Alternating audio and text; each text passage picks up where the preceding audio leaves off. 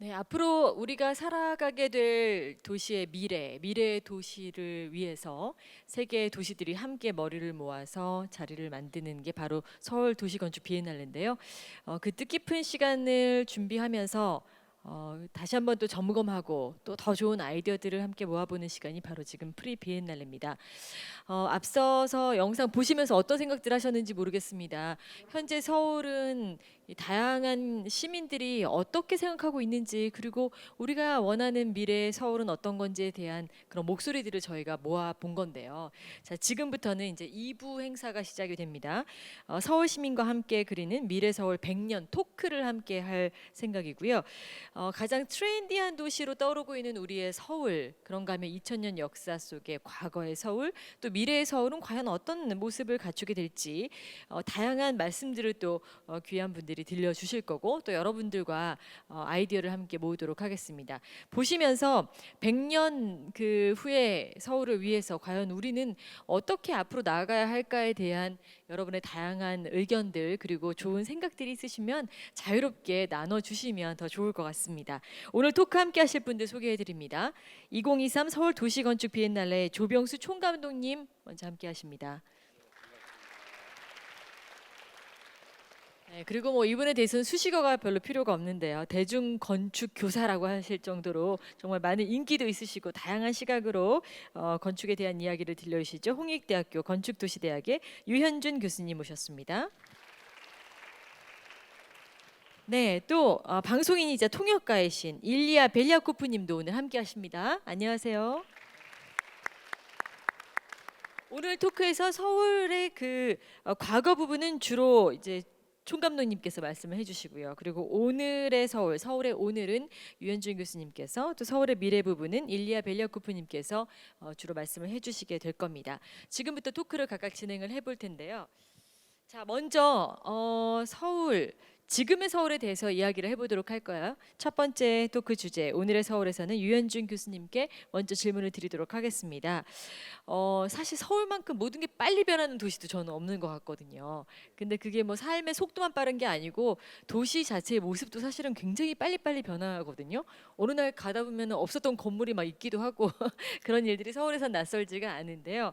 자, 교수님이 생각하실 때 오늘의 서울은 이렇다, 이렇게 한마디로 정의를 내리신다면 어떤 겁니까? 네, 말씀하신 대로 오늘의 서울은 되게 빠르면서도 동시에 빠르게 진행된다는 거는 과거의 레이어하고 현재의 레이어가 계속 공존하는 경우가 되게 많다는 거예요. 아, 네. 저는 흥미롭게 보는 게, 예를 들어서 우리가 연희동 같은 데 가서 보시면은 70년대 지어진 주택이 있는데 그게 빠르게 상업화가 되면서 카페로 바뀌고 그 주택의 주차장이 뭐 오뎅바가 들어간다든지 이렇게 되면은 과거의 흔적은 어느 정도 남겨져 있으면서도 거기에 새로운 프로그램이 들어가서 기존에 어디서도 보기 힘들었던 새로운 형태의 공간들이 만들어지는데, 그것들이 계속 그 다음에 또 한 1년 뒤에 가면 또 바뀌고 또 바뀌고 하면서 마치 그러면 겹겹이 되어 있는 그런 엄마손 파이 같은 느낌이랄까요? 그렇게 여러 가지 레이어들이 공존하는 것 같습니다. 역시 참 재미있게 설명을 해주세요. 그 현대와 과거가 공존하고 있는 도시라는 걸 우리가 늘 생각을 하긴 하는데, 말씀하신 대로 진짜 그런 모습인 것 같다는 생각이 듭니다. 근데 그 중에서도 뭔가 매력이라면 뭘까요? 교수님이 생각하실 때는? 저는 약간 임기응변이 또 매력인 것도 같아요. 어, 그래서 그 와중에 약간의 불법이 들어가게 되면은 창의적인 생각들이 나오기도 되고, 제가 이렇게 보면은 건축가로서 뭔가 창의적인 생각을 하면은 좀 딱딱한 룰을 지키시는 분을 만나면 다 못하거든요. 네. 근데 그런 것들이 좀 약간 밴딩이 좀 되면은 또 재미난 것들이 나옵니다. 뭐 예를 들어서 박공지붕, 제가 최근에 경주에 뭘 하는데 박공지붕 이게 시옷자로 되어 있는 거거든요. 그런 식으로 만들려고 했는데 저희는 약간 한번 접어서 이런 식으로 V자로 꺾어지게 아, 만들면은, 야 이거는 우리가 의도했던 지붕이 아니다 이렇게 네. 말씀하시는 분들도 있는데, 눈 감아주는 분들도 있거든요. 근데 그럴 때 좀 재미난 게 나오는 것 같기는 해요. 네. 그리고 앞서 인터뷰에도 등장을 하셨는데 네, 이 공통의 추억을 만드는 게 중요하다라고 말씀하셨거든요. 예. 그 이유에 대해서 조금 더 깊이 설명해 주실 수 있을까요? 제 개인적인 그 경험에서 나온 건데, 제가 94년도에 처음 해외 공부를 하러 갔을 때 저희 같은 반 친구 중에 일본인 친구가 있었어요. 근데 뭐 아시겠지만 제가 이제 그때가 나이가 25살 때쯤인데 25년 정도 한국에서 살면은 거의 반일 감정을 식으로 계속 봤잖아요. 그러니까 처음에 그 일본 친구 만날 때는 되게 반감이 많았습니다. 거의 이순신 빙의하게 됩니다. 그렇게 되면은. 그래서 거의 수업 시간이 거의 임진왜란 같아요. 내가 저 친구한테는 지면 안 된다. 뭐 이런 것들이 있는데 한 2달 지나면은 그 친구랑 제일 친해져 있어요. 음. 왜냐하면은 일단 둘 다 영어를 못 하고 대화할 사람이 서로밖에 없고 그리고 할 얘기가 없으면은 어렸을 때 봤던 만화 얘기하면 되거든요. 그 마징가 제트나 뭐 드래곤볼이나 슬램덩크나 뭐 이런 것들을 똑같은 만화를 보고 자랐기 때문에 결국 아 이 친구도 나하고 되게 비슷한 친구구나. 95% 공감대가 이상은 네, 형성이 공감대가 형성이 네. 되고 공통의 추억이 있게 되니까 이해하게 되더라고요. 그러면서 친구가 될 수 있는 거죠. 그래서 결국에는 우리나라 사회가 뭐 좌우로 나눠지고 또 위아래로 나눠지고 여러 가지로 나눠져 있는데 그 이유 중에 하나는 각각의 공간에 갇혀서 공통의 추억이 안 만들어지기 때문인 것 같아요. 특히 우리가 쓸 수 있는 이 도시 속의 모든 공간들은 돈을 내야만 하고 들어가는 공간들이 많거든요. 그러니까 뭐 카페나 이런 뭐 극장이나 이런 것들밖에 없기 때문에 벤치나 공원 같은 공짜로 쓸 수 있는 공간이 많아져야지 그런 공통의 추억이 생기는 거죠. 네. 그래서 조금 더 밖으로 나갈 수 있는 도시가 되면 좋을 것 같다는 생각을 저도 많이 하거든요. 네, 사실 외국인들이 이제 서울에 오게 되면 제 친구들 같은 경우에 그 많은 사람들이 왜 다 저렇게 카페 안에 들어가 있냐는 네, 이야기를 가끔 해요. 근데 그게 어떻게 보면 지금 말씀하신 그런 부분이 지금 조금 네, 그렇죠. 아쉬워서 그런 밖에 건가 앉을 데가 보죠. 없잖아요. 네, 네. 그러면 도시의 어떤 그 의미를 그러니까 의미를 혹은 가치를 부여하는 방식은 어떤 거라고 생각하시는지 좀 덧붙여서 여쭤보고 싶은데요. 도시의 의미를 부여하는 방식이요. 네, 저는 여러 가지 관계를 만들어내면 의미가 생긴다고 봐요. 그 사람하고 사람의 관계도 일단 중요하고요. 그다음에 사람과 자연하고의 관계도 중요하고 더 나아가면 나하고 나하고의 관계도 중요하고 근데 그런 관계에 우리가 포커스를 맞춰서 어떠한 관계들을 만들어 나가고 시너지 효과를 키워나갈 것인가 이제 그런 것들을 생각을 해야 되고요. 건축가는 그러한 관계를 세팅하기 위해서 그 하드웨어를 준비하는 사람이라고 생각을 합니다. 그래서 그냥 던져놓고서 아무 뭐 둘이 대화가 없네 이렇게 얘기하는 것보다는 둘이 같이 얘기할 거리를 던져주는 공간적 세팅을 한다든지 네, 밥을 먹으면 밖에 뭐 풍경을 바라보는 데가 훨씬 더 뭐 도시의 야경이 바라보는 데가 훨씬 더 처음 소개팅 자리에서는 얘기할 것들이 생길 거 아니에요. 그러한 공간적 세팅을 계속해서 만들어 나가서 건축가가 가지고 있는 무기라고 하는 거는 뭐 벽이나 창문이나 뭐 계단 또 문 뭐 이런 여러 가지 건축적 장치들이 있고요. 그것들은 사람들 간의 관계를 컨트롤하기 때문에 그런 걸로 풍성한 이야기를 만들어가면 될 것 같다고 생각을 합니다. 네. 근데 지금 말씀을 듣다 보니까 저는 물론 건축가들의 역할도 중요하지만 그렇게 뭔가 이제 설정을 해놨을 때 시민들이 어떻게 움직이는가 하는 것도 중요한 것 같아요. 결국은 도시는 우리 모두가 만들어가는 게 아닐까라는 생각도 잠시 드는데 총 감독님께서는 어떻게 생각하시는지 같은 질문에 대해서 마이크를 사용해 주시면 좋을 것 같습니다. 도시를 어떻게 만들어 갈 네, 도시에 것인가? 의미를 부여하고 또 가치를 의미를 부여하는 방법은 어떤 게 있을까요? 의미와 가치에 있어서 좀 얘기를 하자면 어디에 더 가치를 두느냐 그런 거일 수 있을 것 같아요. 그런데 이번 비엔날레 때 이제 중점적으로 생각한 거는 그 자연을 좀 생각했어요. 아, 네. 너무나 그 당연하고 쉽고 그런 이야기지만 쉽게 풀 수 없는 그 자연에 대한 특히 밀도가 높고 다양한 기능이 들어가야 되는 이 어려운 도시를 만드는 환경에 있어가지고 그 건축가로서는 정말 하기 어려운 한두 건물만 설계해 달라고 주어지는 게 이제 건축가들인데 대부분 참 어려운데 이런 비엔날레를 통해서 한번 생각해 보자 그런 걸 가졌는데요. 그래서 자연에 대한 거고 또 저한테 이제 그 과거의 서울에 대한 얘기도 좀 해달라고 그러셨는데 과거의 서울에 대해서는 제가 알고 있는 것보다 뭐 여기 있는 분들 다들 잘 아시고 계실 것 같아서 특별히 말씀을 안 드려도 될 것 같긴 한데 그 의외로 좀 스터디를 하면서 보면 구릉이라든지 어, 불과 몇 주 전에 우리 직원이 하나 찾아가서 왔는데 그 한강의 1930년대 모습의 지도였어요. 한강이 굉장히 넓었었고 백사장도 굉장히 넓었었고 정말 아름다운 자연이 살아있는 데였었죠. 어쩔 수 없이 우리가 변형을 해야 되는 부분들도 있었고, 그리고 자연 환경이 좋았을 뿐만 아니라 과거에는 높게 짓지도 않았죠. 높게 짓는 것도 금지돼 있었고 한편으로는.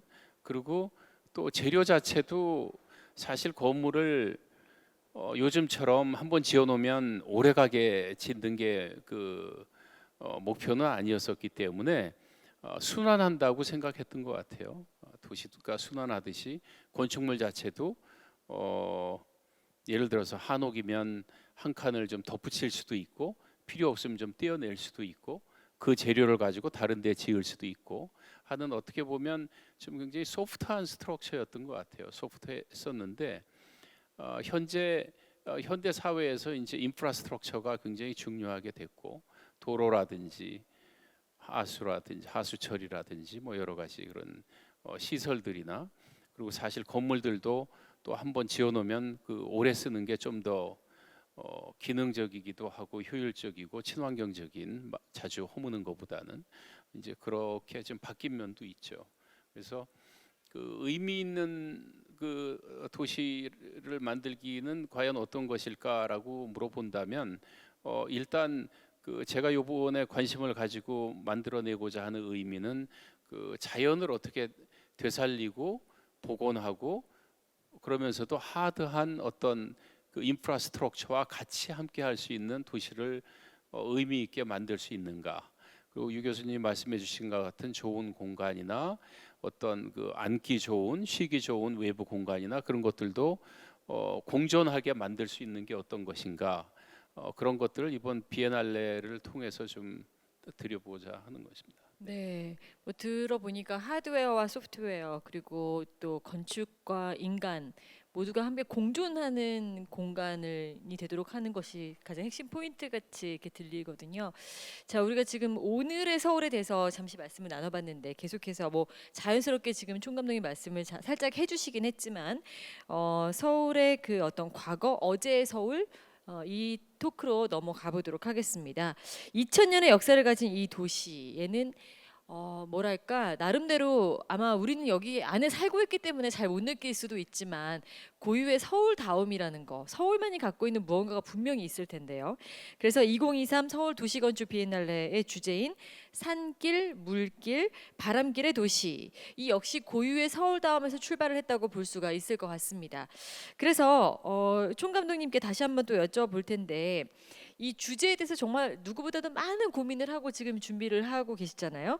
서울의 100년 마스터 플랜이 서울의 과거에서 출발을 하게 된 이유에 대해서 한번 좀 설명을 해주신다면요.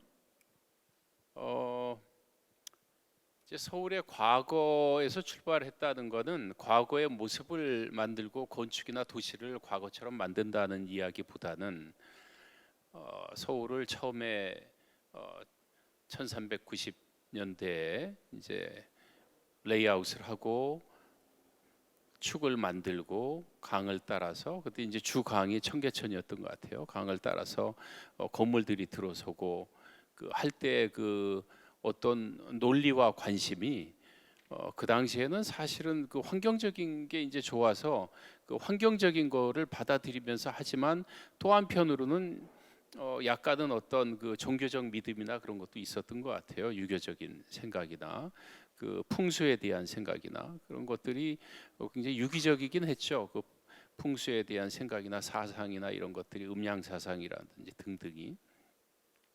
근데 2000년 역사라고 말씀하셨는데, 사실 보면 거의 2000년 가까이 된다고 해요. 우리가 몰랐는데 1390년에 이제 한양으로 도읍을 정하고 도시를 만들었지만 그 전에 백제가 또 있었고, 사실 사람들이 정착해 살기 시작한 역사를 보면 2000년이나 그 이상으로도 올라갈 것 같아요. 그래서 이번 비엔날레에서는 이제 산과 물과 어떤 바람길이라든지 그런 오픈 공간이나 능선이나 그런 어떤 것들을, 생태적인 부분과 아까 오전에 발표드린 것처럼 좀 전에 발표드린 것처럼 일부에서 발표드린 것처럼 생태적인 부분과 어떤 지형적인 부분, 그리고 그러면서 이제 조망적인 부분 그런 부분들이 같이 이렇게 갈 수 있겠다 그런 생각이고 그런 어떤 관점 자체가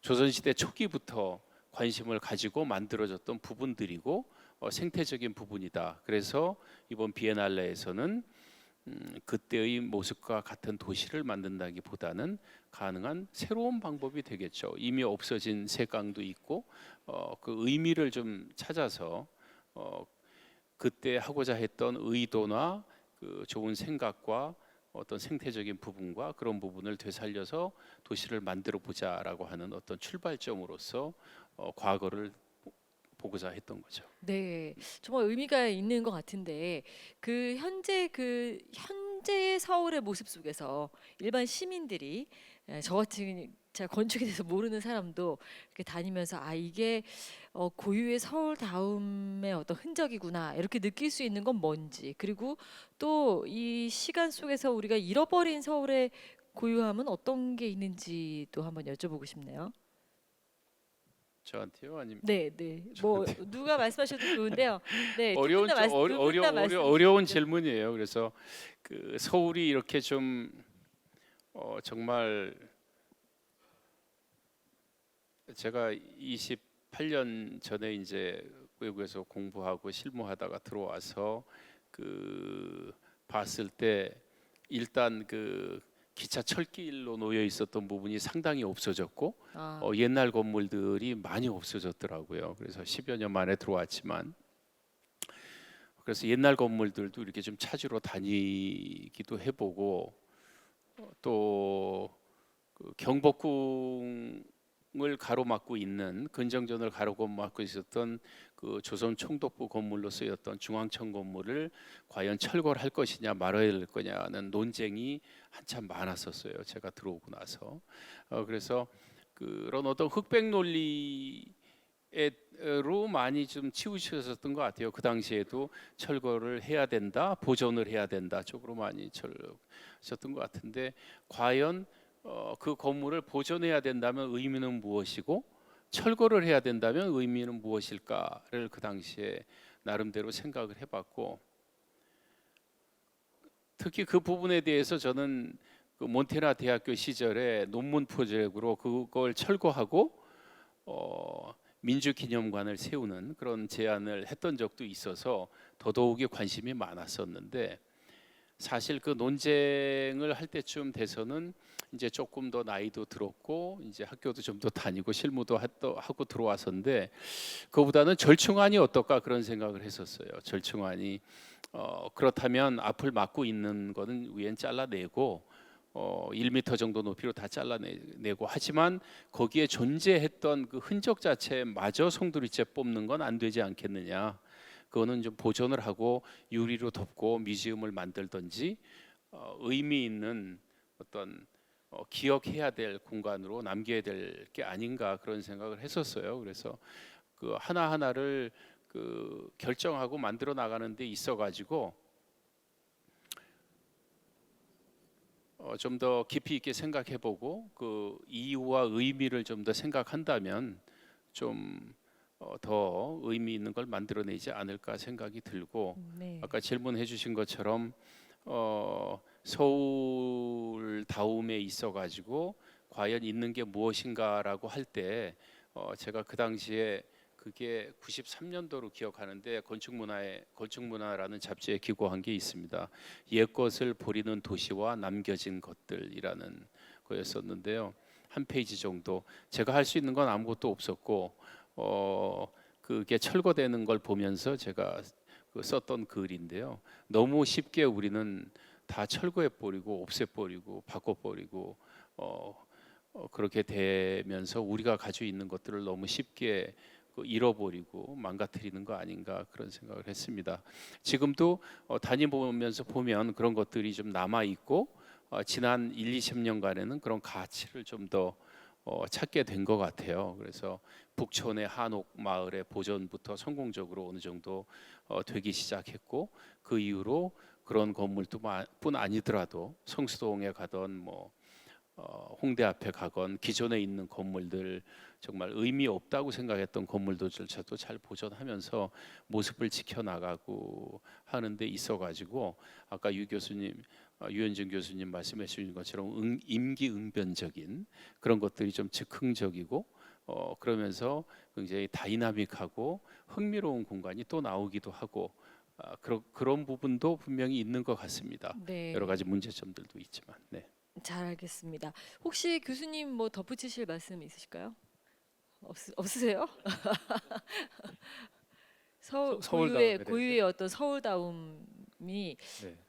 보이는 흔적, 그러니까 예전의 어떤 고유의 서울다움이 어디에서 보여지는지, 저는 또 어떤 게 뭐 사라졌는지. 서울다움이라든지 아니면 한국성이라든지 이런 걸 얘기를 할 때 네. 항상 약간 조심스러운 거는 항상 너무 무게중심이 과거에만 가 있는 것이 아닌가 하는 생각도 좀 들어요.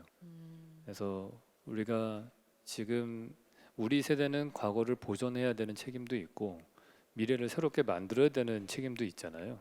그대로 예를 들어서 그대로 다 보존했다고 해봐요. 그러면 우리 후세들이 봤을 때에는 이 인간 아무것도 안 하고 갔구나 이렇게 생각할 거라고요. 그러니까 그 밸런스를 맞추는 게 되게 중요하다고 생각을 해요. 거기서 그 밸런스가 결국에는 그 사회와 그 문화의 캐릭터를 결정한다고 보거든요. 그러면 여기서 중요한 거는 서울다움을 어떤 걸 보존하느냐가 저는 중요한 문제인 것 같아요. 그러려면은 좀 더 그 우리가 지금 보고 있는 세상을 좀 다른 스펙트럼으로 볼 필요가 있지 않나. 그러니까 그 메시라는 축구 선수가 있는데 이분 보면 드리블을 기가 막히게 하거든요. 여러 명 한 3명 정도는 제껴요 그냥. 근데 그 이유가 이렇게 보니까 이분은 사람의 관절하고 관절 사이의 빈 공간을 다 이용하는 것 같아. 다리 사이, 팔과 다리 사이 뭐 이런 데를.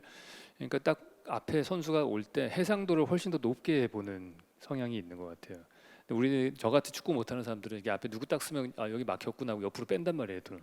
해상도가 낮은 거죠 저는 축구 같은 걸 할 때. 그러니까 우리가 현재의 상황을 볼 때 조금 더 분해해서 볼 필요가 있는 것 같아요. 예를 들어서 뭐 보존해야 된다 그러면 정말 옛날 것들 보존하는 것도 되게 중요하지만은 뭐 강북에 어떤 경우에는 정말 하수도 시설도 제대로 안 돼 있는 데도 있거든요. 근데 그걸 어떻게 보존하겠어요? 거기 사는 사람들은 도저히 살 수가 없는 컨디션이 있죠. 근데 그거를 밖에서 바라보는 사람들이 노스텔지아로 저거 정말 멋있네 그러고 보존하자고 하는 거는 그거는 되게 모든 것들은 멀리서 보면 다 아름답습니다. 그래서 본인이 그 안에 들어가서 살면 또 생각이 달라져요. 그래서 이제 그런 경우라면은 뭐 보존할 가치가 없는 것들은 건물은 새로 바꾸더라도 뭐 예를 들어서 골목길의 패턴은 유지를 해야 된다든지 그런 것들이 사실 더 중요하다고 보거든요. 그래서 골목길의 패턴을 유전하고 나머지 새로 하고 아니면은 뭐 세운상가가 정말 훌륭한 어떤 근대 유산이다. 근데 세운상가를 부수고서 선형의 공원을 만들면은 강북이 훨씬 더 재건축될 것 같다. 그러면은 세운상가의 북측 파사드만 남겨놓고 다 부수고서 거기다가 새로 지을 때 그 파사드를 이어서 뭔가 건축을 한다든지 그래서 딱 뭔가 하나를 건물 하나의 엔티티로 보지 말고 그거를 더 세분화해서 해상도를 높여서 보고 뭘 남길지 솔리드한 파트를 남길지 보이드한 파트를 남길지 이런 것들을 좀 보면서 하면은 그러면 우리만의 서울 다음을 제가 이 시대에 만들고 다음 제너레이션을 넘기면은 그러면은 그게 어디에도 없는 서울 다음이 될 것이다. 서울 다음이라고 하는 거는 이미 있는 거를 우리가 반드시 찾아내야만 한다는 강박감이 아니고 내가 지금 만드는 것들이 그게 서울 다음이 된다는 생각을 갖고서 주도적으로 해야 된다고 보고요. 그때는 당연히 그거를 구상하는 사람과 또 같이 참여하는 동참하는 사람들이 그 가치관이 반영될 수밖에 없겠죠. 근데 그런 게 그러니까 이제 건축이라고 하는 것, 도시라고 하는 게 이제 총체적이고 사회를 반영하는 거라고 얘기를 하는 것 같아요. 그래서 그렇게 서울 다음을 좀 접근해야 되지 않을까 생각을 합니다. 네, 아무래도 자꾸 빨리 변화하는 도시이다 보니까 그런 것들이 다 이렇게 묻어나는 것 자체가 서울다움이 아닐까라는 생각이 저는 듭니다. 자, 이제 현재와 과거를 살펴봤으니까 다음 토크 주제인 미래로 가볼 텐데요. 세 번째 토크 주제인 내일의 서울에서는 일리아 벨야코프님과 이야기를 나눠보도록 하겠습니다. 러시아에서 오셨죠? 2016년에 귀화하셨다고요? 네, 맞습니다. 네, 그럼 이제 한국 국적을 가지고 계신 건데요. 네. 네, 외국인으로서 바라보던 서울과 그리고 이제 우리나라라는 관점에서 보는 서울의 모습이 어떤 느낌이신지 굉장히 궁금하고요. 그런 측면에서 봤을 때 글로벌한 어떤 다른 도시들에서는 볼 수 없는 서울만의 특징, 서울만의 매력 이런 게 어떤 거라고 느끼십니까?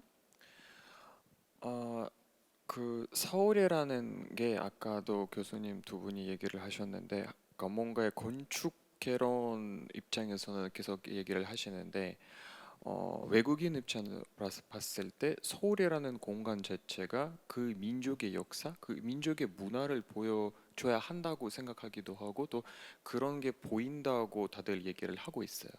뭐 예를 들어서 많은 외국인들은 다들 아니지만 많은 외국인들이 서울에 와서 제일 많이 칭찬하고 있는 게 대중교통 체계. 아, 너무 잘 되어 있다. 다른 도시 비교해서 특히나 유럽이나 미국보다. 하지만 한국 사람들은 이제 제 개인적인 경험으로 봤을 때 한국 분들은 자기 서울을 비교를 했을 때 항상 유럽이나 미국과 비교를 많이 하고 있어요. 근데 그건 안 된다고 봐요. 저는 문화가 다르고 민족이 다르고 역사가 다른데 유럽이랑 서울을 비교해봤자 서로 너무나도 다르다는 결과가 나올 테고 그 너무나도 다르다는 결과가 우리가 훨씬 더 아래에 있다는 결과까지는 자연스럽게 이르게 되는데 그건 안 된다고 보거든요. 서울만의 뭔가의 그런 독특한 특징, 굳이 외국 사람들이 와서 이거는 불편하다, 아니면 이거는 너무 훌륭하다라는 거를 당연히 우리가 고려해야 하는 부분일 수도 있겠지만 조금 또 이제 우리가 살기엔 그러니까 우리 민족에 적당한 합한 그런 것들이 얼마나 잘 반영되어 있지 않을까라는 것에서 우리가 출발해야 되지 않을까 개인적으로 생각을 해봅니다. 네, 얼마나 한국어를 잘하시는지 깜짝 놀라신 분들도 계실 텐데 사실 말씀을 잘하시는 게 아니라 한국학을 전공하셨어요. 우리보다 더 많은 걸 알고 계실 수도 있습니다. 이런 그 일리아 벨야코프 씨가 봤을 때 미래의 서울은 어떤 모습이어야 된다고 생각을 하시는지. 어, 한국을 비롯해서 서울도 당연히 앞으로 많은 외국인들이 살게 될 곳이라고 저는 개인적으로 봐요. 그래서 오로지 그러니까 저는 개인적으로 역사를 되게 좋아하고 역사가 되게 중요하다고 생각하고 있는 사람이기 때문에 서울의 역사 내지 한국의 역사가 꼭 반영되어 있다고 생각하고 있어요. 많은 외국인들이 서울에 와서 그나마 그 불만이라고 얘기를 할 수 있는 게 역사적인 게 왜 이렇게 없냐라는 질문이에요. 네. 그러니까 경복궁, 뭐 창덕궁 이런 거 외에는 거의 볼 게 없다라는 얘기예요. 아까도 교수님이 이제 그 일제 강점기 때 뭐 청독 사령부라든가 뭐 이런 건물들을 저는 개인적으로 없으면 안 된다고 생각하고 있어요. 그거 오히려 뭐 민주화 박물관이라든가 아니면 뭐 여기는 우리가 역사가 있었는데 이런 역사를 극복했다는 그런 역사를 보여줘야지. 그것도 외국인 입장에서 봤을 때도 그게 오히려 한국 역사를 우러러 보게 되는 그런 부분도 될 수도 있고 그래서 미래의 서울에 대해서 얘기를 하자면 뭐 물론 도시라는 것 자체가 많은 사람들이 어느 정도의 좁은 공간에 다 같이 살고 있다는 단체라는 그런 장소를 말하는 건데 그냥 그렇다고 해서 우리가 왜 여기서 왜 살고 있는지 그리고 여기서 살고 있는 사람들은 타 지역보다 혹은 타 나라보다 어떤 이유로 멈췄는지 어떤 역사를 갖고 있었는지 혹은 지금 우리가 살고 있는 문화 속에서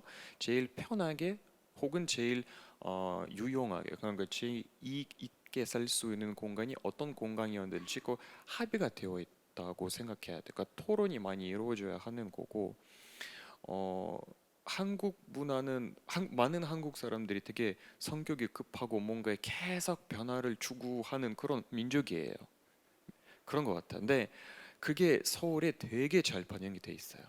서울은 제가 개인적으로 서울에 살면서 제일 싫어하는 단어는 재개발이거든요.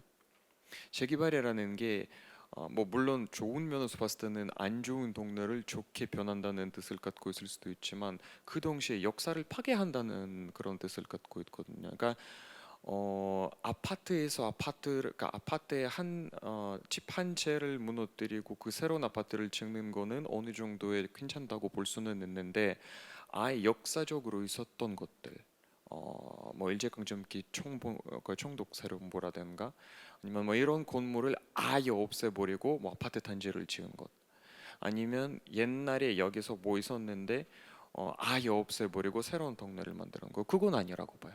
전 개인적으로. 그래서 앞으로 지금부터서라도 우리가 앞으로의 서울을 생각할 때 조금 역사를 어느 정도의 보존될 수 있는 준비가 되어 있는지에 대한 그런 토론을 많이 해봤으면 좋겠습니다. 네.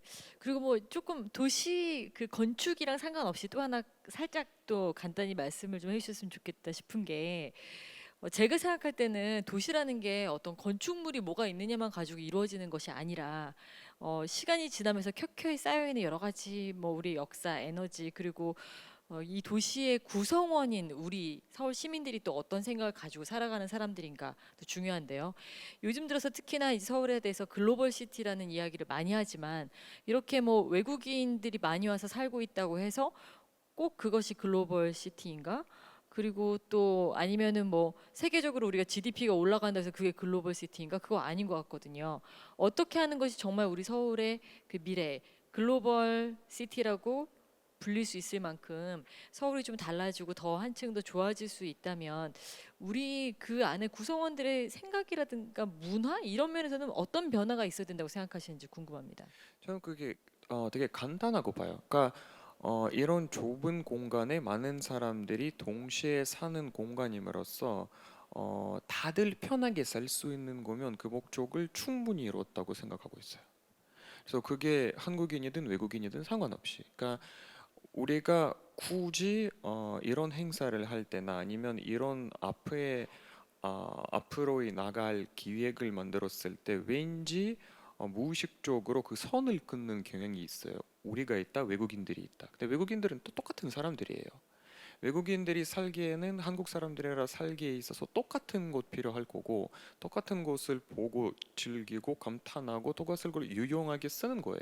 그래서 아까도 말씀하셨지만 외국인들이 많이 산다고 해서 글로벌화가 되는 게 아니라 국적 상관없이 뭐 상관없이 다 같은 공간에서 어떤 부족함 없이 살 수 있는 거면 그게 바로 글로벌 시티가 아닐까 개인적으로 추측해 봅니다. 네, 네, 정말 인상적인 대답이셨던 것 같습니다. 자, 미래 글로벌 서울을 준비하기 위한 이야기들을 다양하게 들려주셨는데 이 시점에서 이제 조병수 총감독님께서 바라보시는 서울이 마주하고 있는 어떤 과제, 가장 큰 과제는 무엇일지에 대해서 좀 여쭤보고 싶네요. 서울의 미래를 위해서 우리가 해결해 나가야 될 문제랄까, 과제랄까 이런 건 어떤 게 있다고 보십니까? 저는 그 어떤 서울의 물리적 환경에 대해서 아까도 말씀들 하신 것처럼 정말 단절되어 있는 부분들이 많다. 단절을 잇자. 그리고 이제 서울시에서도 지금 추구하고 계신 어떤 녹색 도시에 대한 녹화 공간에 대한 걸 이 좁은 땅에서 지금 인구가 약간 줄고는 있지만 서울 인구가 그래도 정말 엄청난 인구가 밀도 있게 살고 있는데 도시를 퍼뜨리는 것보다는 밀도 있게 하면서도 정말 자연이 연결돼 있고 생태계가 복원돼서 살아나는 그래서 우리 손조들이 이쪽으로 이제 도읍으로 옮기고 할 때 여러 가지를 고려해서 고려하셨던 어떤 그 요소들 산이라든지 강이라든지 바람이라든지 그런 부분을 충분히 살리고 연결시켜 나갈 수 있겠다. 그 방법에 있어 가지고 좀 이제 구체적으로 말씀드리자면 이번 마스터 플랜에 많이 주로 반영하는 어떤 다층화. 그러니까 도로를 왜 도로로만 쓰느냐? 도로에서 볼 때 도시에서 볼 때 도로가 차단을 하고 있는데 그걸 연결 충분히 시킬 수 있지 않은가? 그리고 그 위에 땅을 녹화하고 쓸 수 있고 좀 환경적으로도 훨씬 좋은 환경을 만들 수 있고 그래서 그 미래 도시에서는 그 두 분이 말씀해 주신 것처럼 정말 구체적으로 들여다보고 없앨 것과 보존할 것과 개선할 것들을 구체적으로 들여다보고 살기 좋게 만들자는, 이제 그렇게 하는 데 있어서 정말 좁은 땅을 가지고 밀도 있고 정말 편리한 도시를 만들기가 힘드니까, 골목길도 너무 좁고 안전하지 않은 경우도 있고 특히 보행자 동선이 너무 안 돼 있어 가지고 정말 차를 타고 가면서 제가 뭐 광주 비엔날레 큐레이터도 한 적이 있었지만은 그때도 뭐 기념비적인 폴리를 해달라는데 제가 제안했던 거는 보행자 도로를 만들자는 거였거든요. 근데 시에서 그 당시엔 반대를 했어요. 시에서. 그러니까 너무 힘든 거예요. 그러니까 보행자 도로를 만들기 위해서 주차를 정확하게 하고 못 세울 때 못 세우게 하고 소방차가 들어갈 수 있게 하는, 그게 행정적으로 쉬운 게 아닌 거예요.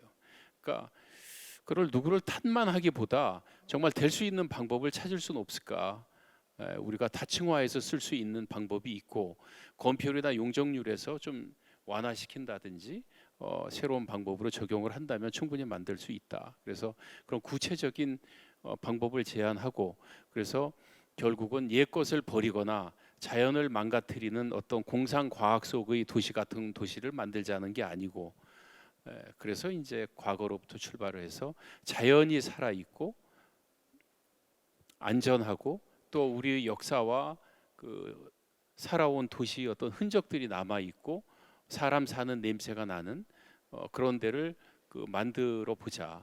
그래서 손 놓고 있고 그냥 있는 것만 가지고 살자는 얘기가 아니고, 아까 유 교수님 지적하신 것처럼 문제가 있는 데는 적극적으로 뜯어 고치고 하면서 보존해야 될 값어치가 있는 것들은 골목길이든 어떤 공간이건 마을 어귀건 그런 것들을 지켜나가면서 도시를 적극적으로 만들어 보는 어떤 계획을 100년이라는 긴 시간을 준다면 어떻게 만들어 볼 수 있겠느냐라는 그림을 그려보자는 게 이번 비엔날레의 그런 방향입니다. 네, 시선을 좀 멀리 두고 우리가 함께 가야 할 것 같습니다.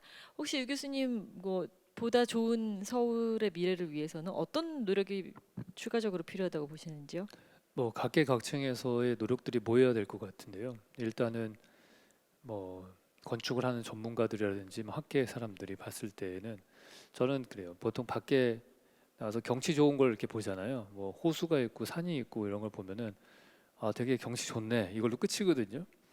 근데 과학자들이 그거를 보면은 거기에서 공기 중에 이산화탄소가 광합성으로 해서 산소를 배출하고 어떻게 되고 이르게 메커니즘이 보이잖아요. 그 안에서의. 네. 그러니까 보는 시각이 다른 거예요. 그러니까 그거를 그게 그런 시각이 있으니까 그분이 전문가인 거죠. 그분이 사이언티스트고. 그러니까 건축가들이 봐야 되는 거는 우리가 전문가로서 사람과 공간이 어떤 관계를 가지는지 그 시스템들을 계속해서 연관관계를 찾아내고서 어떠한 공간적 시츄에이션이 어떤 사람들의 심리를 만들고 어떻게 사회를 구성하는가를 계속해서 찾아내고 연구하는 게 필요하다고 보고요. 그리고 제가 뭐 정치하시는 분이나 행정하시는 분들에게 부탁드리고 싶은 거는 좀 이분들은 좀 미래지향적인 비전을 좀 제시를 해줬으면 좋겠다고 생각을 해요. 저는 이번 비엔날레가 되게 좋다고 생각하는 게 100년 후의 서울에 대한 얘기잖아요. 그러니까 뭐 10년 후의 서울 얘기가 아니거든요. 뭐 어디 재건축하고 이건 한 10년 뒤의 비전인데 100년 뒤라고 하면 소실점이 훨씬 멀어요. 그게 케네디 같은 사람들을 보시면은 케네디는 냉전으로 막 사람들이 막 싸울 때 우리는 사람을 달나라로 보낸다. 그래서 시점을 딱 달로 딱 박았거든요. 엄청 먼 데다가 갖다 놨잖아요. 그러는 순간 앞에 있는 걸 갖고 얘기할 때는 시각이 다른 게 너무 티가 납니다. 뭐 과거 10년 전 사건 갖고 싸우기 시작하면 답이 없어요. 그거는. 그런데 미래를 얘기를 하는 순간, 비전을 얘기를 하는 순간 사람들이 하나의 마음으로 모입니다. 왜냐하면 우리가 같은 방향을 보고 있다고 생각하기 때문에. 저는 그게 지도자들이 해야 될 일이라고 생각을 해요. 100년 뒤의 비전은 이렇다 우리가. 그럼 우리는 지금 뭘 해야 되는 것이냐? 이 사람하고 나하고 같이 힘을 합쳐서 뭘 해야겠구나. 이런 꿈을 심어줄 수 있는 사람이 필요하다. 그러니까 자꾸 다른 거 갖고 얘기하고 뭐 편 나누고 이런 거 좀 그만해야 되고요. 그러니까 우리나라 사회가 비전을 제시하는 사람이 좀 부족하다는 생각이 들어요. 그래서 근데 그 비전도 5년, 10년이 아니고 한 100년 정도는 내다봐야 된다. 그리고 그렇게 해서 제가 궁극적으로 만들고 싶은 이 서울이라는 모습은 그렇습니다. 우리나라는 약간 선진국 되고 싶은 컴플렉스가 되게 많잖아요. 선진국이라고 하는 거가 저는 GDP가 뭐 8만 불이 되고 뭐 5만 불이 되면은 선진국이 된다고 보지 않아요. 프랑스가 선진국이라고 인정받는 이유는 프랑스 사람들이 만든 이 양복 자켓 디자인을 전 세계 사람들이 거의 다 따르잖아요, 지금. 미국이 선진국인 이유는 미군이 세기 때문이 아니거든요. 미국은 컴퓨터와 비행기와 뭐 이런 것들을 다 발명했잖아요. 스마트폰과 전 세계인들이 다 씁니다. 얘긴즉 선진국이 되려면은 새로운 라이프 스타일을 제시할 수 있는 시스템을 발명하는 사람들이 선진국인 거예요. 근데 그런 거 안 하고 뭐 맨날 딴 얘기 해봤자 소용이 없는 겁니다. 우리가 소득이 얼마냐가 중요한 게 아닌 거예요. 예를 들어서 오징어 게임이 히트를 쳤다고 뭐 케이팝이 어쩌고 엄청 좋아하시는데 저는 오징어 게임 히트 친 것보다 넷플릭스를 만들었어야죠. 그러니까 그런 시스템을 만들어서 온 세계 사람들이 그걸 따라할 수 있는. 그러니까 우리가 서울에다가 뭘 하면은 서울이기 때문에만 가능한 것도 물론 되게 중요하고 동시에 서울에서 했던 어떠한 새로운 시스템들을 해외의 도시들이 따라갈 수 있을 만한 지혜를 전수할 수 있고 그럴 때 그게 진짜 성공한 도시가 아닌가. 그리고 그거를 만들어서 야 우리는 1,000만 명이나 되는 사람들이 이 정도로 자연과 어울리면서 환경을 파괴하지 않고 이렇게 살 수 있는 화합할 수 있는 공간 구조를 만들었어. 딱 제시를 하면은 마치 150년, 200년 전에 파리에서 하수도 시스템 개발하듯이 전 세계 모든 도시가 다 따라하잖아요. 그 정도 급은 해줘야지 우리가 선진국이라고 얘기를 들을 수 있을 것 같아요. 다른 모든 분야가 그렇겠지만은 건축과 도시 분야에서는 그런 시스템이 좀 만들어졌으면 좋겠다고 생각을 합니다. 네, 잘 들었습니다. 서울의 과거, 현재 그리고 미래를 주제로 흥미진진한 이야기를 세 분 들려주셨는데 감사드리고요. 이번에는 서울 시민들과 함께 그리는 미래서울 100년 이 주제에 걸맞게 여러분께서 어떤 생각하셨는지도 함께 들어보는 시간을 갖도록 하겠습니다. 오늘 이 자리에는 언론사 기자분들 그리고 서울 시민 기자단 또 대학생 기자단도 함께 했는데요. 앞서 말씀드린 대로 지금부터 여러분들의 궁금증을 해결하는 시간을 갖도록 하겠습니다. 방금 들으셨던 토론에 관련해서 혹은 내년도에 있게 될 그 서울 도시 건축 비엔날레 관련해서 또 서울의 미래에 관해서 무엇이든 좋습니다. 여러분께서 궁금하신 것들 지금부터 물어보시면 되겠는데요. 시민 기자단 혹은 대학생 기자단 여러분 중에 질문 있으신 분 손 들어주시고요. 네, 마이크 좀 전달해 주십시오.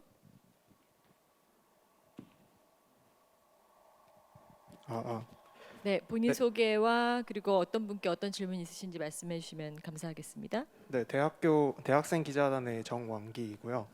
저는 조병수 건축가님과 유현중 건축가님의 질문 드리고 싶은데 네, 이제 내년에 비엔날레가 열리는 송현동 부지가 2년 동안 이렇게 시민들에게 개방되고 그런 상황에서 한국에서 활동하시는 건축가 두 분은 어떻게 이런 부지를 즐기실 계획이신지 조금 가벼운 질문이지만 드려보고 싶습니다. 예, 뭐 저도 그냥 건축가이기 전에 한 시민일 뿐이니까 그 송현동이라고 하는 땅을 제가 태어나서 지금까지는 계속 펜스 바깥에서만 바라보던 땅이었잖아요. 근데 이제는 그게 개방이 되면은 드디어 제가 그 땅에서 바깥을 바라보는 시점을 가지게 되는 것 같아요.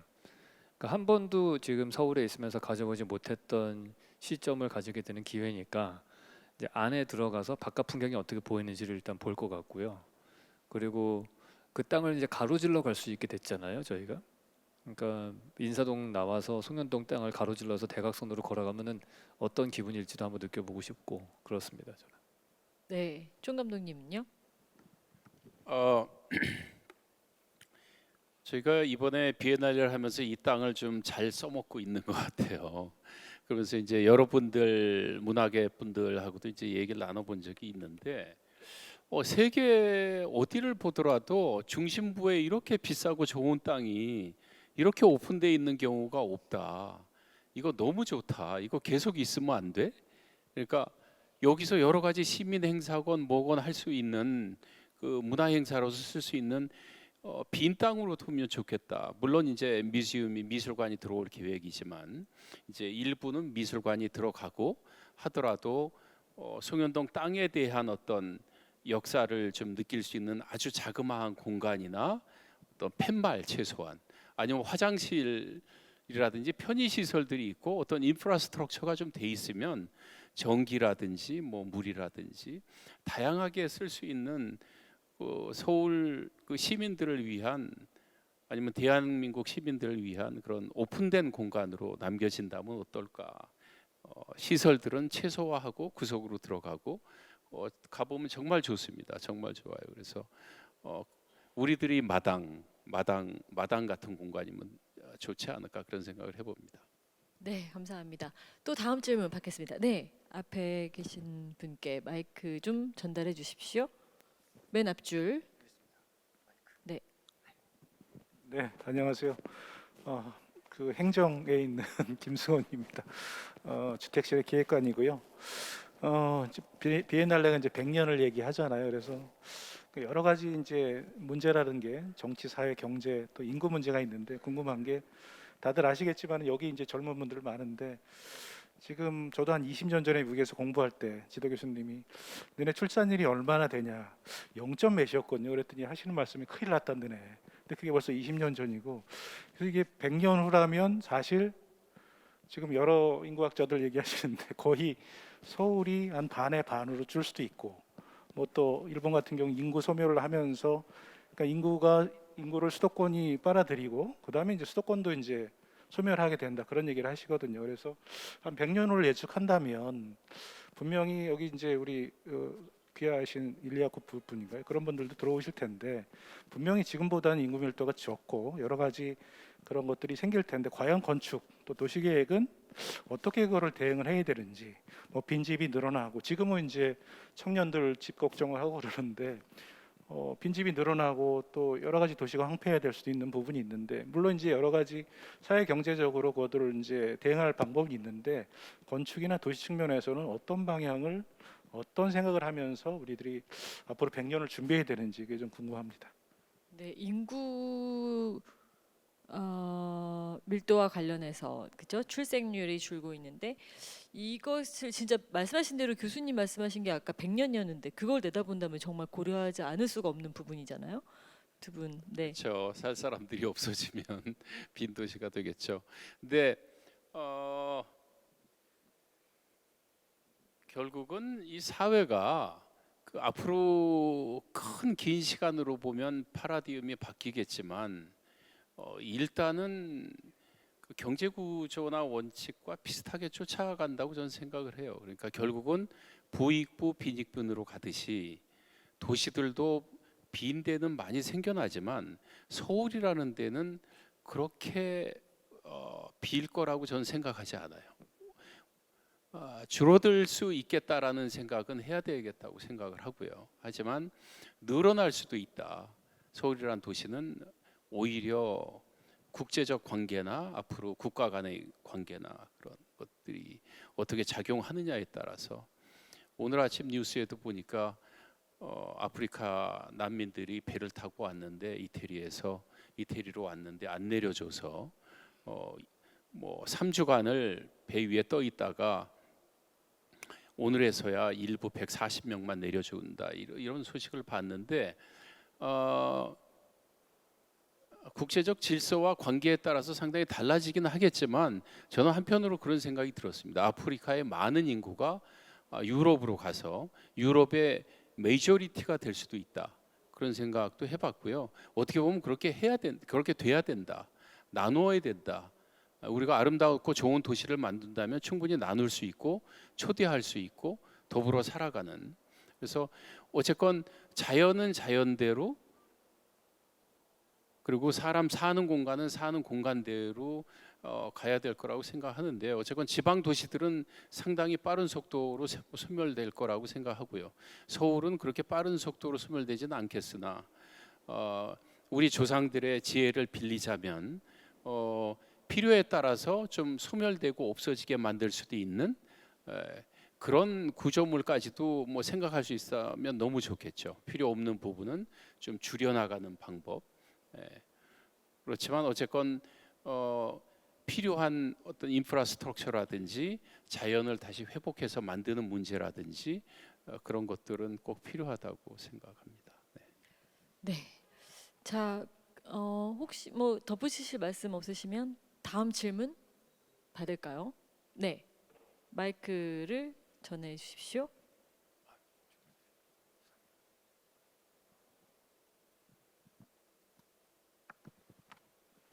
네, 일어서셔서 말씀하시면 네. 더 좋을 것 같습니다.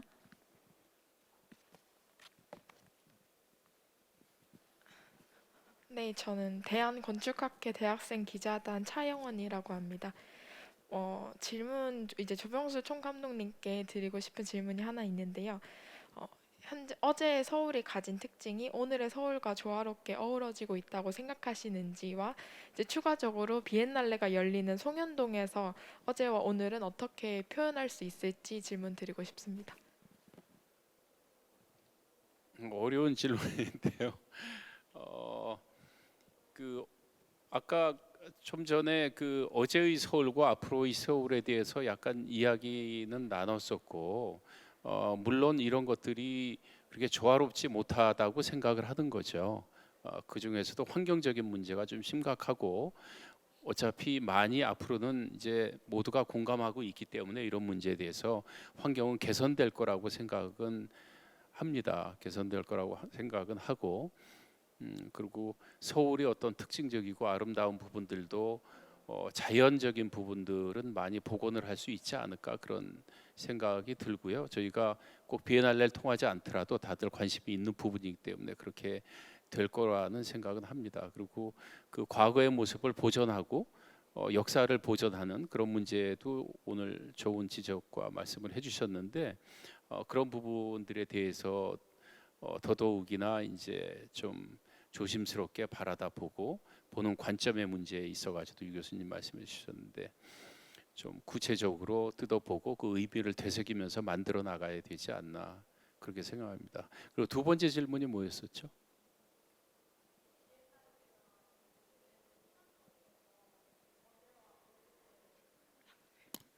송현동 그 땅은 뭐 저 개인적으로는 좀 아쉬움이 많죠. 개인적으로는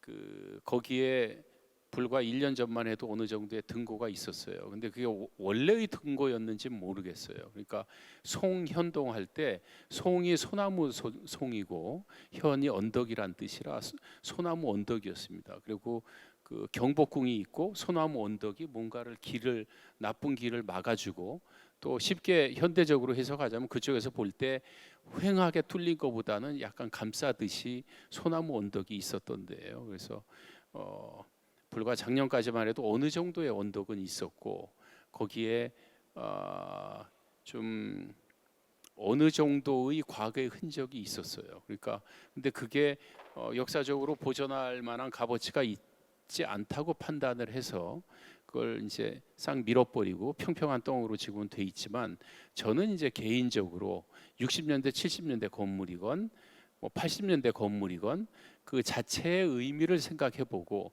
조선시대 것만이 보존할 값어치가 있다 이렇게 내리기보다는 그런 것들이 좀 더 보존됐더라면 더 좋았겠다라고 좀 생각을 합니다. 그리고 그런 부분들을 이미 없어졌지만 그거에 대한 좀 연구는 해봐야 될 것 같아요. 그 땅에 대한 연구와 그 길이 어떻게 생겼었고 100년 전까지는 어떻게 그쪽이 만들어졌으며 도시구조에 어떤 역할을 했는지 등등도. 그래서 저는 이제 개인적인 말씀을 드리는 거예요. 그래서 송현동 그 땅이 가지고 있었던 어떤 흔적과 아까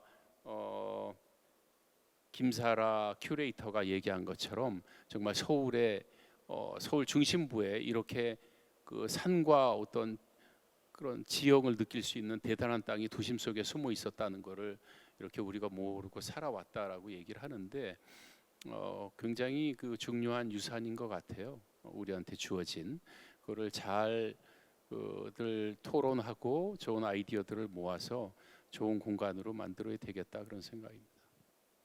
네.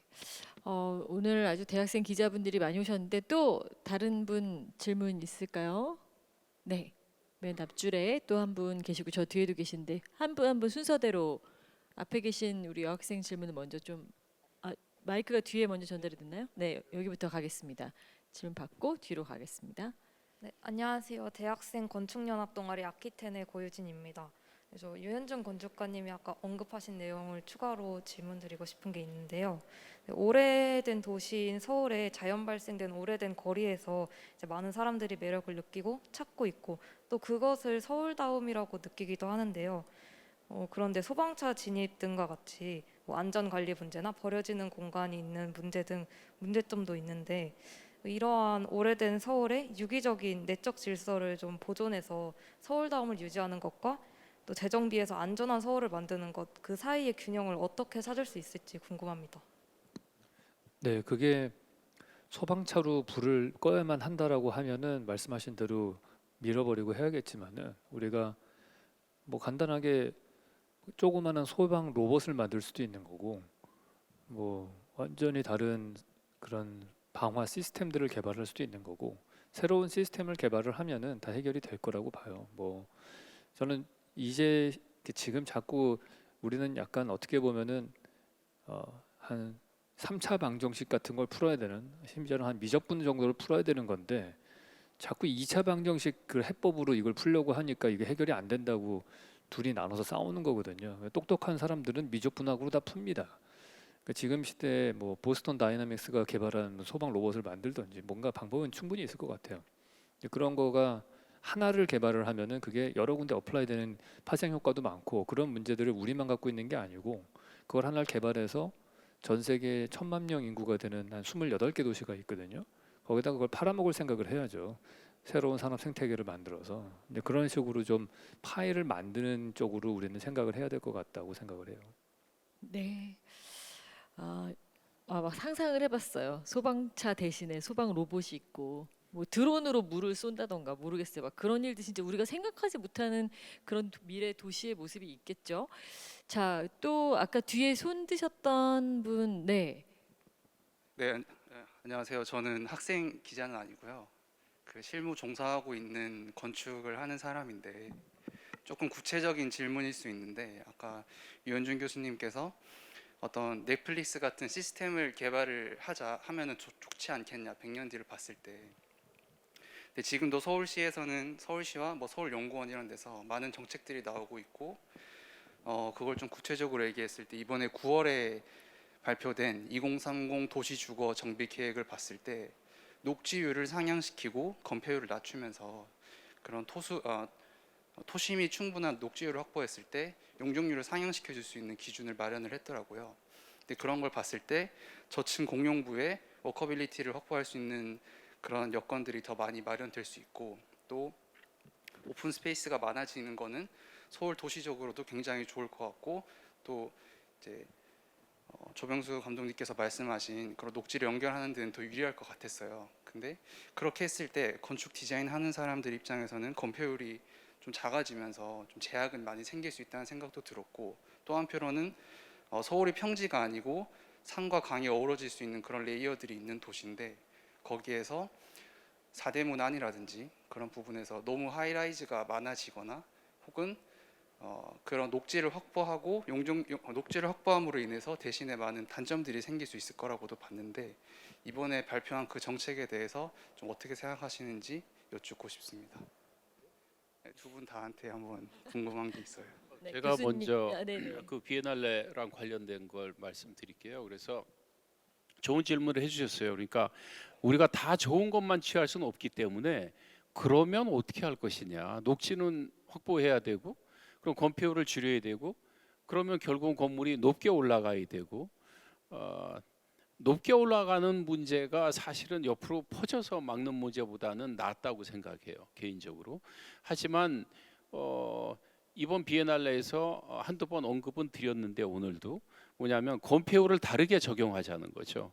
밑에서 활용을 하고 녹지를 만들어주는 어떤 이런 구릉이나 2, 3층 정도 되는 그렇게 해서 밑에는 차량의 도로가 생기고 주차장이 생기고 어떤 편의 시설들이 생기고 위로는 녹지를 더 확보해서 그래서 건물도 밑에서도 더 짓게 할 때 지금 현행법으로 적용하는 1m 이상은 무조건 건폐율에 들어가는 거를 건폐율에서 면제를 해준다거나 인센티브를 많이 줘서 훨씬 더 완화시켜 가지고 좀 유도를 해서 저층부에서는 더 많이 지으면서도 녹지를 높이고 편하게 쓸 수 있게 해주고, 그래서 위에 짓는 거는 뭐 현행과 같다든지 아니면 좀 더 슬림하게 좀 더 높게 짓는다든지, 혹은 이제 부수적인 방법인데, 그래서 그 부분에 대해서 좀 연구를 하면서 저희가 서울시 측하고도 좀 의논을 했습니다. 그래서 서울시 측에서도 상당히 강병근 총괄건축관님이나 긍정적으로 생각하시고, 그래서 이건 적극적으로 좀 생각해 볼 만한 일이다. 그렇게 다 좋아지고 윈윈 될 수 있다면 그 뭐 법을 바꾸건, 법을 바꾸는 게 힘들다면 인센티브 제도를 도입하건 좀 긍정적으로 검토해 보자 해서 검토를 하고 있는데요. 2030하고 직접적으로 관련된 건 아니지만 나름대로 어쨌건 여러 가지 방식으로 좀 찾아보고자 노력하고 있습니다. 네, 교수님이 또 답변 해주시죠. 아니 뭐 정말 조병수 선생님이 잘 답변하신 것 같습니다. 네, 뭐 그 문제는 글쎄요, 뭐 쉽지 않은 문제인 것 같기는 해요. 네, 제가 아까 말한 시스템이라고 하는 것들은 사실은 그런 2030 그런 시도하는 것들 뭐 그런 것보다는 조금 더 저는 기술적으로 해결하는 방법에 대한 말씀을 드렸던 거였고요. 그리고 저는 한 가지 솔루션이 우리 서울이라는 모든 거를 다 풀 수 있을 거라고 보지는 않습니다. 지금의 단계라고 한다면은 그냥 얘기 나오는 거는 다 테스트를 일단 해봐야 된다고 봐요. 뭘 해보기도 전에 자꾸 뭐 되네 안 되네 자꾸 말이 많은데 일단 해보고 워낙 넓잖아요. 그러니까 여기는 한번 해보고 저쪽 동네에서 또 딴 거 해보고 여기 해보고 그 중에서 제일 성공적인 거를 찾아 나가서 모든 문제를 다 덧셈 뺄셈으로만 풀 수는 없잖아요. 곱셈 나눗셈도 있어야 되는 거, 루트도 있어야 되는 거고, 도구가 많을수록 저는 훨씬 더 고차 방정식을 풀 수 있을 거라고 봐요. 그러니까 시작하기도 전에 자꾸 우리가 원론적으로 말 많이 하는데 좀 질렸습니다. 저는 그거보다는 좀 시도를 일단 마치 저는 그 인생은 티맵 같다고 저는 생각을 해요. 일단 출발해야지 화살표 방향이 좀 바뀔 거 아니에요. 근데 가지도 않고서 그냥 브레이크 건 상태에서 파킹 놓고서 계속 어디가 맞냐고 떠들면 어떻게 하냐고요. 일단 GPS를 작동시켜야 되는 거니까 여러 가지는 트라이를 해봤으면 좋겠다고 생각을 합니다. 네. 자, 또 다음 질문. 네, 예, 갑자기 질문이 막 빗발치고 있습니다. 앞에.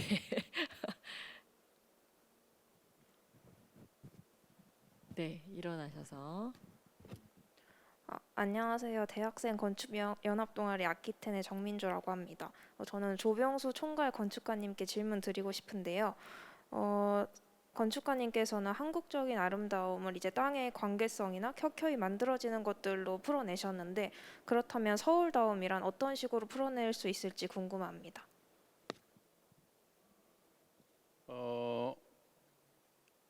한국적 아름다움, 어떤 한국성 그런 것들과 그 서울을 어떻게 만들 건가 하는 거는 좀 두 가지 다른 문제이긴 한데요. 다른 문제이긴 한데 한국성의 일부를 그 땅과의 관련으로 제가 어디에 글을 썼거나 이제 건축 설계에서도 좀 한 그런 부분을 좀 반영하고자 한 노력들은 있는 건 맞고요. 그래서 그런 부분에 있어 가지고는 그 어쨌건 서울이라는 데는 서울이 이제 생기면서부터 그 산과 강이 있는 큰 줄거리는 계속적으로 이어져 내려왔고 앞으로도 있을 테고, 그런 어떤 특수한 상황이 아름다운 어떤 큰 잠재력을 가진 아름다운 도시로서의 잠재력을 가진 그런 걸 이미 가지고 있죠, 서울이. 그래서 어떻게 보면 독특한 세팅을 가지고 있는 거죠, 세계 도시에 아무데도 없는. 그리고 그런 걸 통해서 잘 활용할 수 있는 어떤 기반 시설이 돼 있는 셈이죠, 자연의 기반 시설이. 그래서 그거를 이제 해결하는 데 있어 가지고 땅의 건축, 땅의 도시라고 이름을 붙인 거는 그걸 땅을 어떻게 활용할 것이냐, 땅을 좀 활용하면서 땅이라고 하는 부분은 그 그라운드뿐 아니고 그 안에 그 위에서 자라는 나무라든지 어떤 생태계적인 거라든지 그런 걸 이제 포함하고 있는 거죠. 그리고 그 밑으로 인프라스트럭처가 어떻게 갈 것인가, 그라운드 레벨을 어떻게 바꿀 것인가 하는 이제 그런 문제를 다루고 있는데, 그런 면에서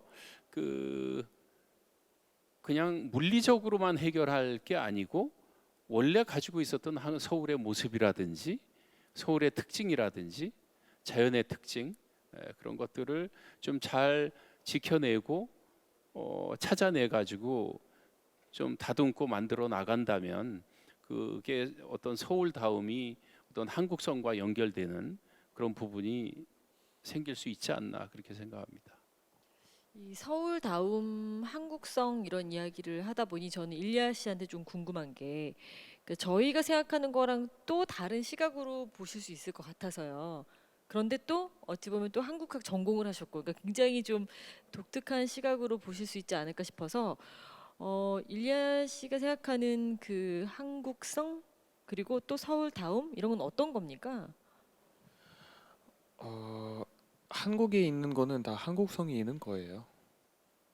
서울에 있는 거니까 그거는 서울다움이고 우리가 왠지 그런 약간 에이펠타워 같은 함정에 빠지는 것 같아요. 그러니까 무조건 도시마다 랜드마크가 있어야지 그게 우리 것이다라는 그런 함정. 뭐 파리에 에펠타워 있고 뭐 런던에 빅벤이 있고 뭐 뉴욕에 그 자유예술상이 있고 그럼 서울에 또 있어야지라는 사고 방식이 잘못되어 있다고 저 개인적으로 생각하고 있어요.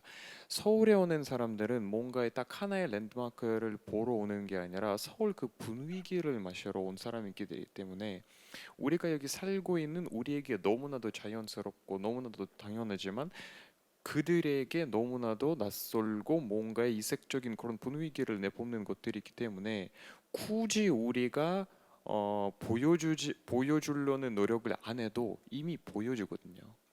그래서 뭐 잘된 대중 인프라라든가 또는 수많은 아파트 단지라든가 아니면 도시 한가운데 경복궁이나 남산이나 뭐 청와대에 있는 그런 곳들이라든가 이미 서울담을 많이 갖고 있는 곳들이라고 판단을 할 수 있을 것 같아요. 그래서 굳이 우리가 인위적인 방법으로 여기서 뭐 하고 그러니까 런던에서 있으니까 우리도 그렇게 하고 이게 서울 랜드마크다 이렇게 안 했으면 좋겠어요. 네. 아, 네. 사실 정말 요즘 말로 뼈 때리는 지적이었던 것 같은 생각이 드는데, 네, 잘 들었습니다. 다음 질문. 네, 요 앞에 어이고 정말 많은 분들이 지금 손을 들고 계신데, 그럼 질문도 간단하게, 답변도 간단하게 부탁드립니다. 네, 저의 시간 관계상. 네. 안녕하세요. 대학생 건축영합 동아리 아키텐의 서보경이라고 합니다. 앞서 두 질문과 비슷한 질문인데 두 건축가 분들에게 여쭙고 싶습니다. 제 주제 비엔날레의 주제가 땅의 건축, 땅의 도시듯이 이제 서울다움이라는 개념의 상당수가 기존에 있던 땅이나 지형에서 나온 것이라면 땅과 멀어진 수직 도시에서 혹은 앞서 말한 주제의 설명에서 땅 위에 새로운 땅이 생기게 된다면 그 새로운 곳에서의 서울다움은 어떤 식으로 기존의 것에서 계승이 되고 혹은 새로운 모습으로 변화할 수 있을지 여쭙고 싶습니다. 네, 굉장히 지금 사이가 좋으신 겁니까? 뭐 서로 이렇게 미루시면서.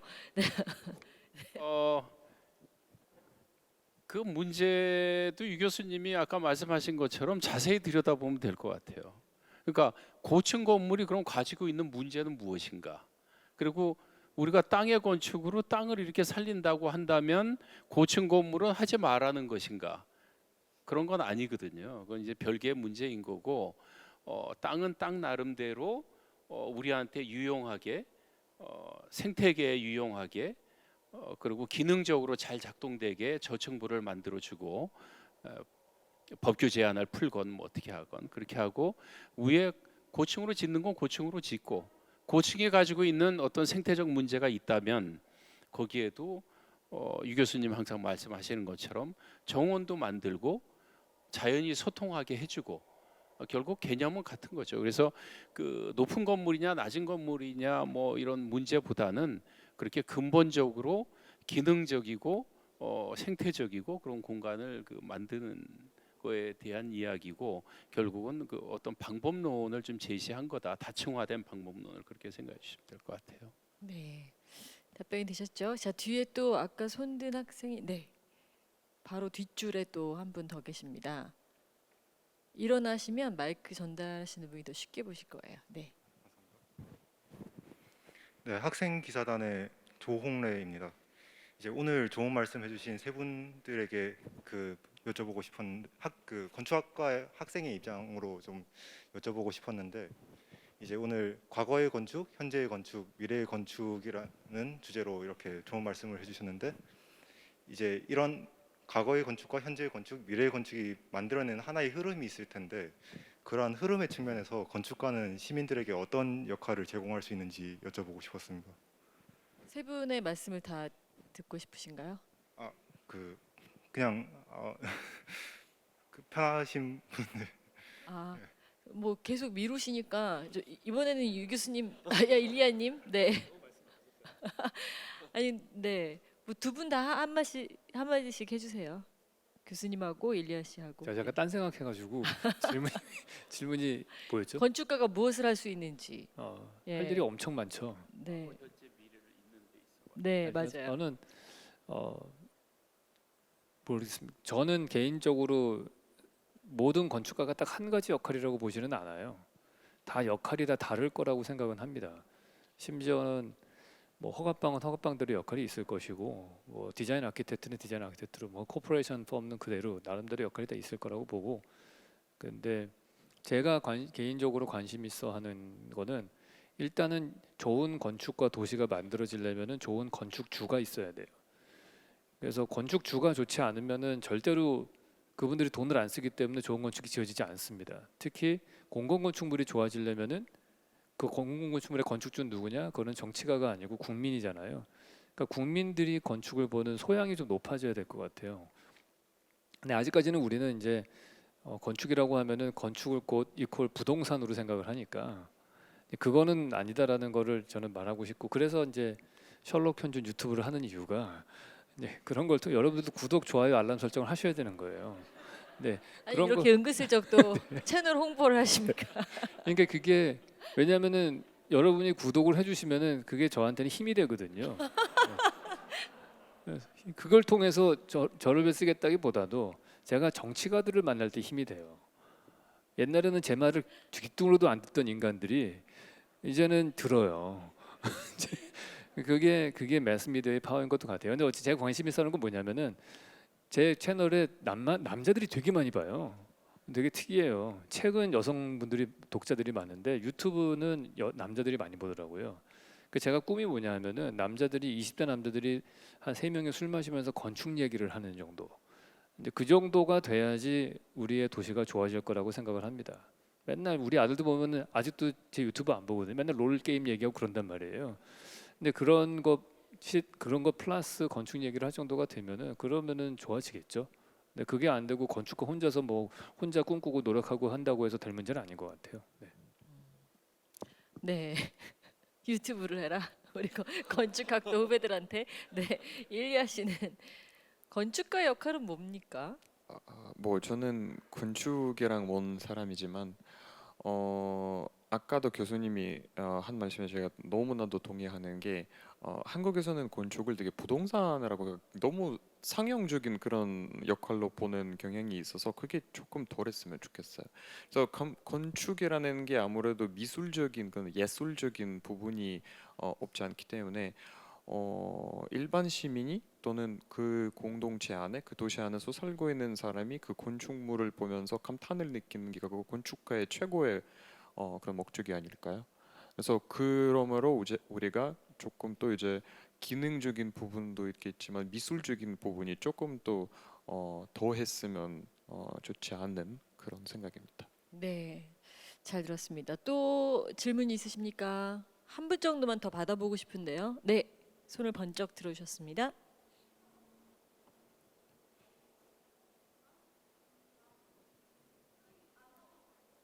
일어나셔서 말씀해 주시고, 네. 마이크 지금 들립니까? 바꿔드릴게요. 네.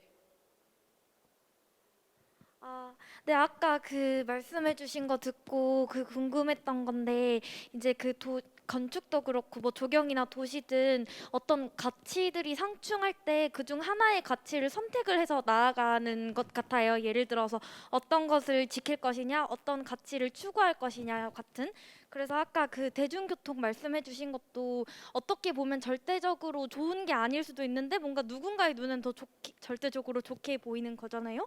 그래서 제가 드리고 싶은 말씀은 여쭙고 싶은 거는 그런 의사결정에 있어서 그 건축을 하는 사람들이 무언가를 선택할지가 그게 절대적으로 좋은 거 약간 그 우열을 만들 수도 있을 것 같은데 그 다른 가치들의 밸런스를 가지고 가면서 어떻게 서울 다음을 유지해 갈 수 있을지에 대해서 여쭙고 싶었습니다.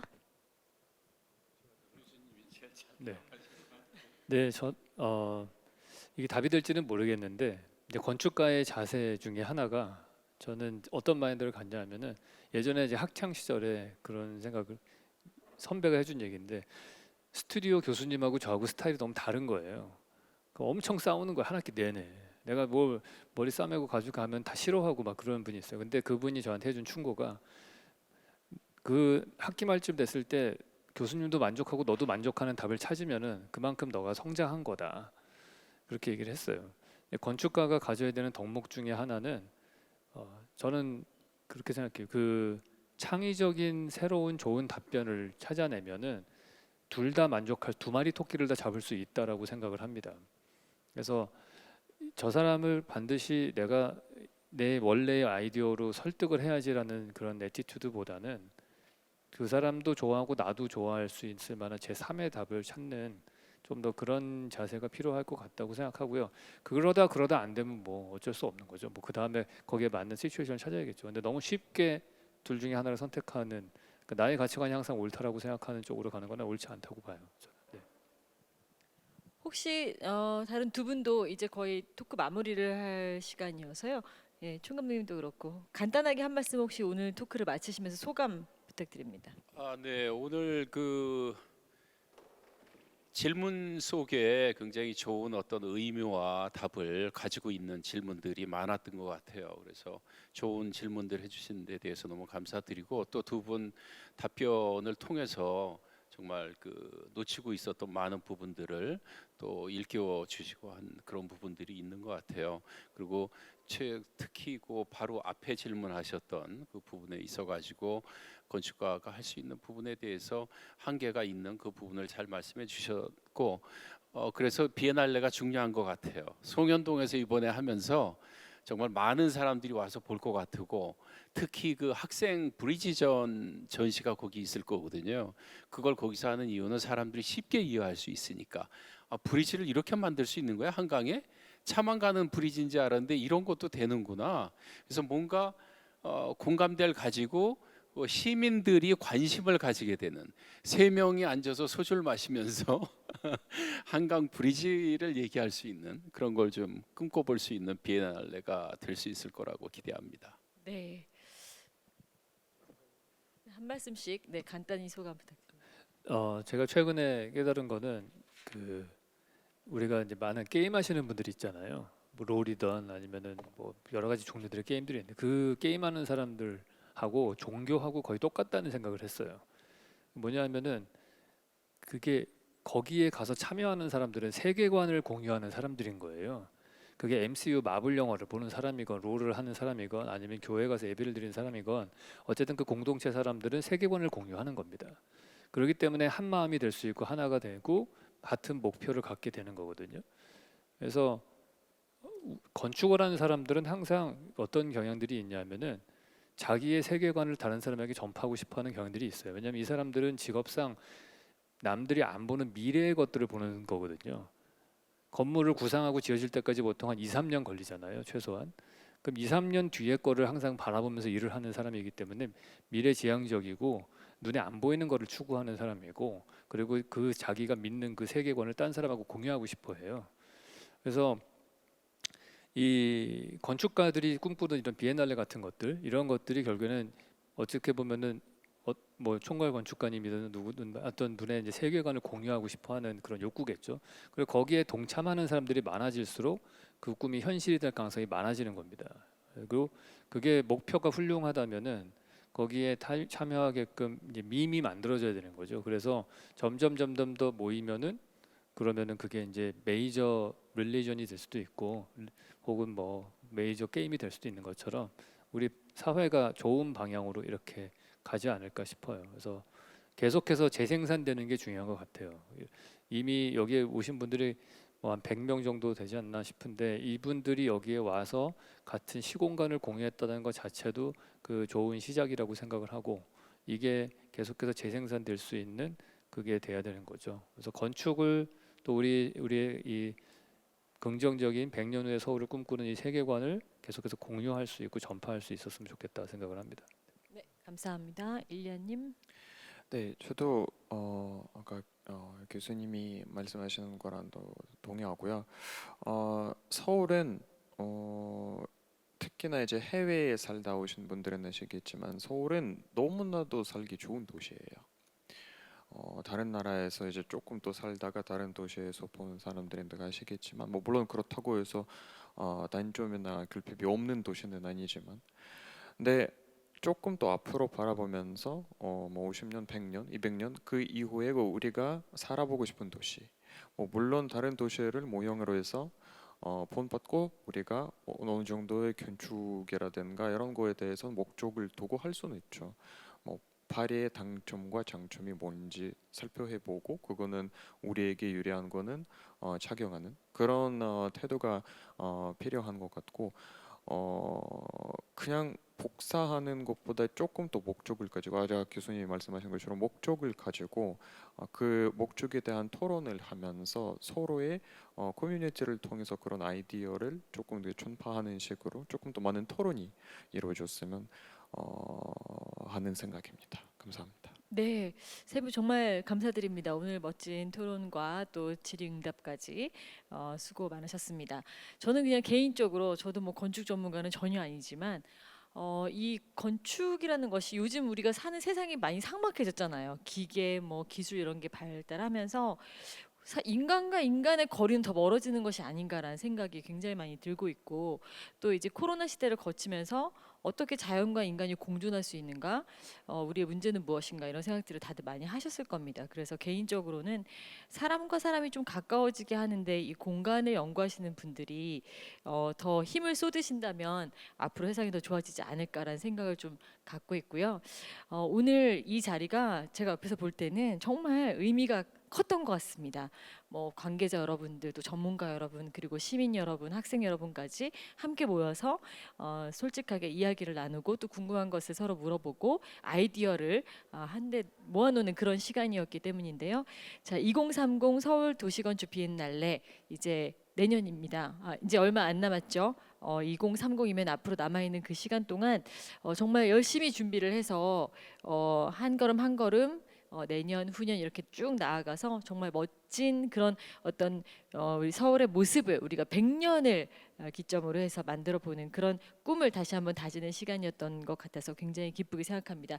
오늘 함께해 주신 여러분 정말 감사드리고요. 앞으로도 여러분의 네네네 인사 말씀을 다시 한번 여기 정말 보이지 않게 서울시 비엔날레 팀하고 많은 분들이 많은 노력을 했습니다. 그래서 정말 오늘 짧은 행사지만 어떻게 보면 이렇게 나와 주신 분들도 노력을 해주신 것처럼 정말 그 여러분들 저기 계신 분들이나 프로메이나 뭐 여러분들이 노력을 많이 해주셨어요. 그래서 정말 진심으로 감사드리고 여기 오신 분들과 더불어 잘 될 수 있기를 기원하고 노력하겠습니다. 네, 고맙습니다. 2023 서울 도시건축 비엔날레를 성공적인 개최를 이제 저희가 기원하는 프리비엔날레 여기서 모두 마치도록 하겠습니다. 여러분 대단히 고맙습니다. 감사합니다. 네, 감사합니다.